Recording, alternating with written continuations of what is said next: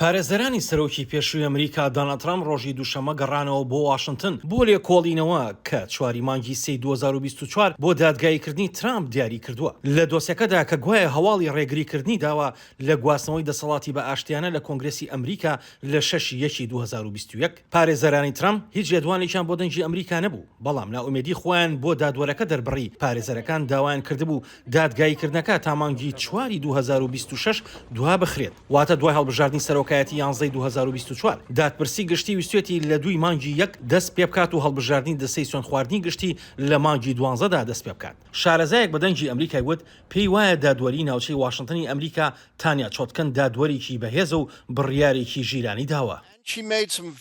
ئەو دادوەرە چەند خاڵێکی زۆر باشی خستە ڕوو کە بەڕاستی پێویستە خەڵک بیزانن بە هەر شێوەیەک بێت پێویستە پێش ئەم هەڵبژاردنە بیزانن کە ئایا ترامپ تاوانبارە بەم تۆمەتە زۆر جددیانە.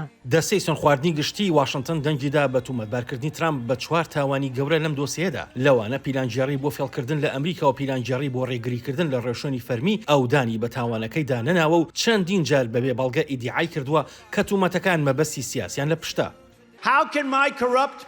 نیارە سیاسە گەندەڵەکەم جۆ بایدن چۆن دەتوانێت لە کاتی هەڵمەتی هەڵبژاردنەکاندا دادگایم بکات کە زۆر لە پێشەوە. بەڵام سەرڕای ئەوەش ناچارم دەکات کات و پارە خەرج بکەم لە پرۆسێ هەڵمەتی هەڵبژاردنەکان دوور بکەومەوە بۆ ئەوەی بەرەنگاری تۆمەتی نابەجێی سازکراو ببمەوە. ترامپ گوتوێتی ئەو تومەتانە تەنها پاڵپشتیەکەی لە نێو دەنگدەراندا بەرز دەکەنەوە. بەڵام یەکێک لە نارە کۆمارەکان ئیسا هانچنسن پارێزگاری پێشووی ویلایەتی ئارکانسا لەگەڵ ئەوەدا نییە و دەڵێت ترامپ بە هیچ شێوێک ناتوانێت لە هەڵبژاردننی گشتیدا بیباتەوە. دەنگدەرە کۆمارەکان دەبێت لەوە تێبگەن کە ئێمە ناتوانین بە دۆناڵد ترامپ سەرکەوتن بەدەست بهێنین، هەر بۆیەش زۆر بەڕاستەوخۆ قسەم لەسەری کرد.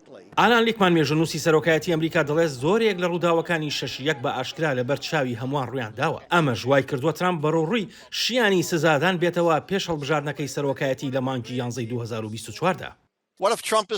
چی دەبێت ئەگەر ترامپ لە زیندان بێت؟ ئەمەش محاڵ نییە.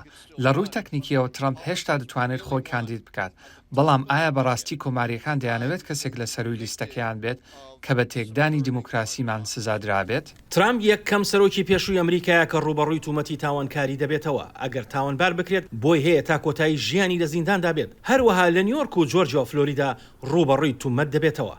بۆ راپۆرتی سندی سین ئاسۆ جەبار، دەنگی ئەمریکا.